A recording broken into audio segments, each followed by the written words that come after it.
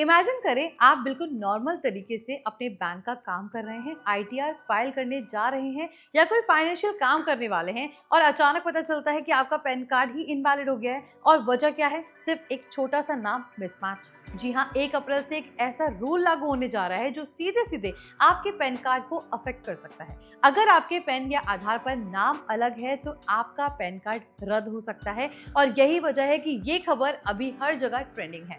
Hi everyone, मैं हूं मोहिनी भदौरिया और आप देख रहे हैं NBT tech on the go. अब बात को सिंपल तरीके से समझते हैं। नए नियम के मुताबिक 1 अप्रैल से पैन कार्ड और आधार पर नाम एक होना अनिवार्य होगा। अगर ऐसा नहीं हुआ तो आपका पैन कार्ड डीएक्टिवेट या रद्द हो सकता है और इसका सीधा असर आपके सारे फाइनेंशियल कामों पर पड़ेगा, चाहे वो बैंक ट्रांजैक्शन हो, लोन लेना हो या इनकम टैक्स रिटर्न फाइल करना हो। इसलिए अगर आपके दोनों डॉक्यूमेंट्स में नाम थोड़ा भी अलग है, चाहे स्पेलिंग में फर्क हो या पूरा नाम अलग हो, तो अभी से अलर्ट हो जाइए। अब अच्छी बात है ये है कि इस प्रॉब्लम को फिक्स करना उतना मुश्किल नहीं रहा जितना सुनने में लग रहा था। आप घर बैठे अपने स्मार्टफोन से ही पैन कार्ड अपडेट कर सकते हैं। इसके लिए आपको कहीं जाने की जरूरत नहीं है, बस NSDL या UTIITSL की ऑफिशियल वेबसाइट पर जाना है और कुछ सिंपल स्टेप्स फॉलो करने हैं। सबसे पहले आपको चेंजेस और correction in existing pan data वाले ऑप्शन पर जाना होगा। फिर अपनी कैटेगरी जैसे कि इंडिविजुअल सेलेक्ट करनी होगी। उसके बाद आपको अपने बेसिक डिटेल्स भरने होंगे जैसे कि नाम, date of birth, email ID, mobile number. Form submit करने के बाद आपको एक टोकन नंबर मिलेगा जिसे आपको नोट करके रखना है। इसके बाद आपको अपडेट का तरीका सेलेक्ट करना होगा जिसमें सबसे आसान और फास्टेस्ट तरीका है eKYC और e-साइन। इसमें आपका काम आधार OTP से हो जाता है और आपको कोई फिजिकल डॉक्यूमेंट भेजने की जरूरत नहीं पड़ती। फिर आपको उस इंफॉर्मेशन को सिलेक्ट करना है जिसे आप अपडेट करना चाहते हैं, जैसे कि नाम, फोटो या डेट ऑफ बर्थ। इसके बाद सही डिटेल्स भरकर नेक्स्ट करना है और अपने डॉक्यूमेंट्स अपलोड करने हैं। अब यहाँ ध्यान देने वाली बात यह है कि पैन अपडेट के लिए आपको कुछ डॉक्यूमेंट्स की जरूरत पड़ेगी, जैसे आइडेंटिटी प्रूफ के लिए Aadhaar, voter ID, passport, driving licence या फिर राशन कार्ड। एड्रेस प्रूफ के लिए आधार कार्ड, बिजली या पानी का बिल, बैंक स्टेटमेंट या passbook, post office passbook, rent agreement या पासपोर्ट। और अगर आपको डेट ऑफ बर्थ करेक्ट करनी है तो उसके लिए आपको आधार कार्ड, बर्थ सर्टिफिकेट, 10th की मार्कशीट, पासपोर्ट या ड्राइविंग लाइसेंस जैसे डॉक्यूमेंट्स की जरूरत पड़ सकती है।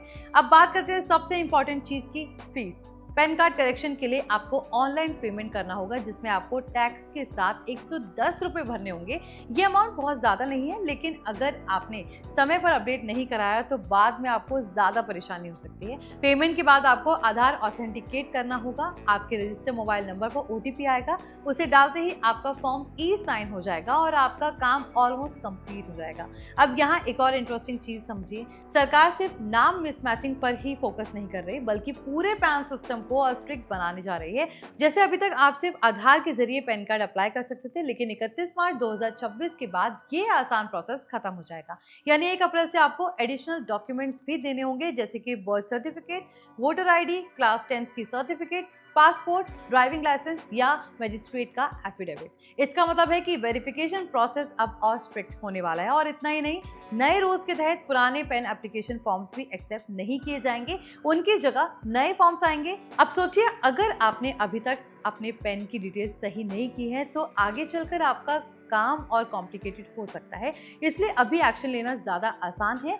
अब एक और बात जो आपको जरूर समझनी चाहिए, अगर आपका पैन इनएक्टिवेट हो जाता है या रद्द हो जाता है तो आप इनकम टैक्स रिटर्न फाइल नहीं कर पाएंगे, बैंक ट्रांजैक्शंस में प्रॉब्लम आएगी, इन्वेस्टमेंट रुक सकते हैं, लोन लेने में भी दिक्कत आएगी। यानी एक छोटा सा काम मिसमैच आपकी पूरी फाइनेंशियल लाइफ को डिस्टर्ब कर सकता है। इसलिए इसे लाइटली लेना बिल्कुल सही नहीं है। सवाल ये है कि अगर आपको नाम चेंज करना है तो किन चीजों का ध्यान रखना चाहिए। अगर आपने शादी के बाद नाम बदलना है तो आपको मैरिज सर्टिफिकेट या पति के नाम वाला पासपोर्ट देना पड़ सकता है। अगर आपने लीगली नाम चेंज किया है तो गैजेट नोटिफिकेशन देना जरूरी होगा। और अगर सिर्फ स्पेलिंग मिस्टेक है तो सिंपल करेक्शन प्रोसेस से काम हो जाएगा। तो ओवरऑल बात यह है कि 1 अप्रैल की डेडलाइन को सीरियसली लेना बहुत जरूरी है, क्योंकि ये सिर्फ एक अपडेट नहीं है बल्कि आपके पैन कार्ड की वैलिडिटी का मामला है। आई होप ये वीडियो आपके लिए इन्फॉर्मेटिव रहा हो। प्लीज इसे लाइक और शेयर जरूर करें और ऐसे ही अपडेट्स के लिए देखते रहिए NBT tech on the go.